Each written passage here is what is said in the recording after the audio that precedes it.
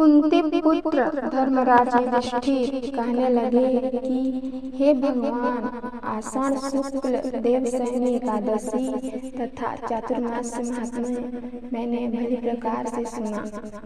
अब कृपा करके श्रावण कृष्ण एकादशी का क्या नाम है सो बताइए। श्री कृष्ण भगवान कहने लगे कि हे युधिष्ठिर, इस एकादशी की कथा एक समय स्वयं ब्रह्मा जी ने देवर्षि नारद से कही थी, वही मैं तुमसे कहता हूँ। नारद जी ने ब्रह्मा जी से पूछा था कि हे पितामह, श्रावण मास के कृष्ण पक्ष की एकादशी की कथा सुनने की मेरी इच्छा है। उसका क्या नाम है, क्या विधि है और उसका महात्म्य क्या है, सो कृपा करके कहिए। नारद जी के ये वचन सुनकर ब्रह्मा जी ने कहा, हे नारद, लोगों के हित के लिए तुमने बहुत सुंदर प्रश्न किया है। श्रावण मास की कृष्ण एकादशी का नाम कामिका है।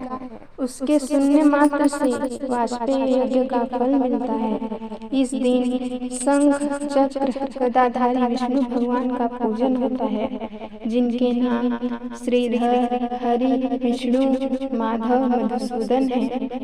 उनकी पूजा करने से जो फल मिलता है सो सुनो।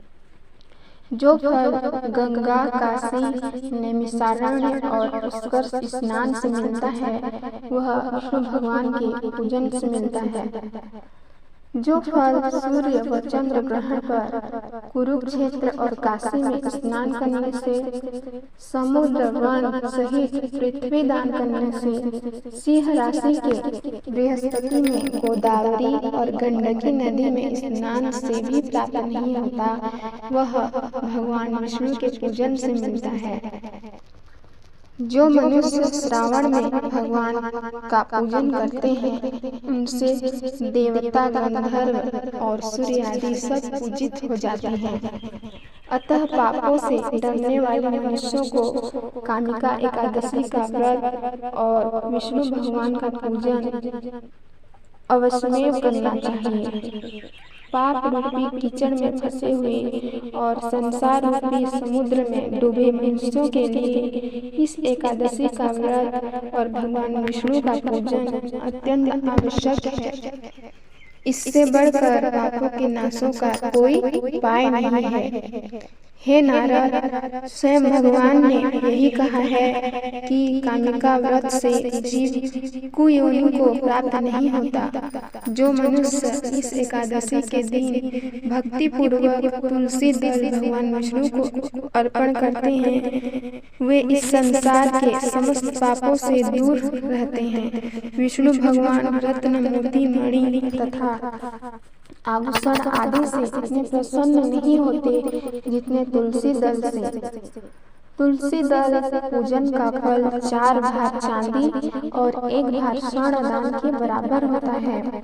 हे नारद, मैं स्वयं भगवान की अति प्रिय तुलसी को सदैव नमस्कार करता हूँ। तुलसी के पौधे को सींचने से मनुष्य की सब यातनाएं नष्ट हो जाती हैं। दर्शन मात्र से सब पाप नष्ट हो जाते हैं और स्पर्श से मनुष्य पवित्र हो जाता है।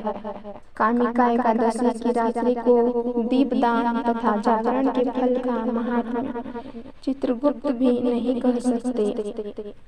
जो इस एकादशी की रात्रि को भगवान के मंदिर में दीपक जलाते हैं, उनके पितर स्वर्गलोक में अमृत पान करते हैं, तथा जो घी या तेल का दीपक जलाते हैं, वे 100 करोड़ दीपकों से प्रकाशित होकर सूर्यलोक को जाते हैं।